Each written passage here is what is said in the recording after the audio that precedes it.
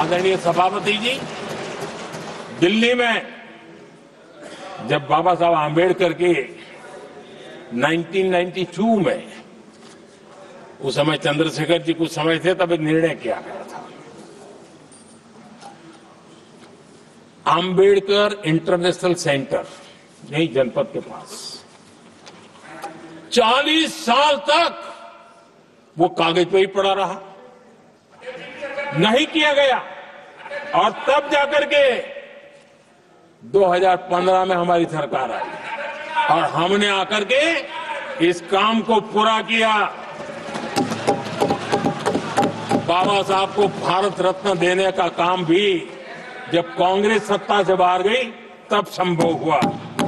इतना ही नहीं, आदरणीय सभापति जी, बाबा साहब आम्बेडकर के 125 साल तो हमने पूरी दुनिया में बनाए थे, विश्व के 120 देशों में बनाने का काम किया था। लेकिन जब बाबा साहब आम्बेडकर की शताब्दी थी, तब अकेली बीजेपी की सरकार थी मध्य प्रदेश में। सुंदरलाल जी पटवा हमारे मुख्यमंत्री जी थे और महू में जहां बाबा साहब आम्बेडकर जी का जन्म हुआ था, उसको एक स्मारक के रूप में पुनर्निर्माण करने का काम सुंदरलाल पटवा जी जब मुख्यमंत्री थे तब मध्य प्रदेश में हुआ था। शताब्दी के समय भी उनके साथ यही किया गया था। आदरणीय सभापति जी,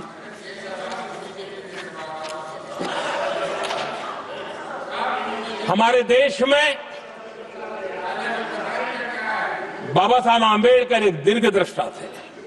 समाज के दबे कुचले लोगों को मुख्य धारा में लाने के लिए वो प्रतिबद्ध थे और एक लंबे सोच के साथ भारत को अगर विकसित होना है तो भारत का कोई अंग दुर्बल नहीं रहना चाहिए, ये चिंता बाबा साहब को सताती थी।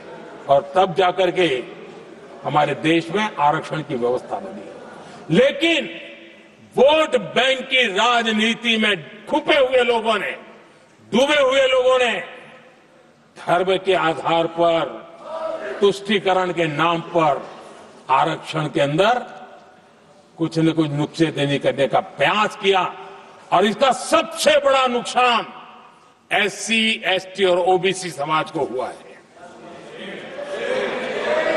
आदरणीय सभापति जी, आरक्षण की कथा बहुत लंबी है।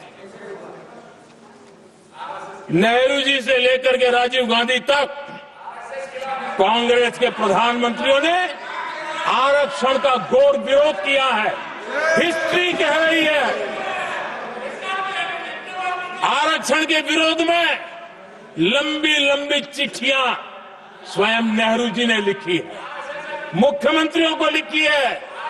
इतना ही नहीं, सदन में आरक्षण के खिलाफ लंबे लंबे भाषण इन लोगों ने किए हैं। बाबा साहब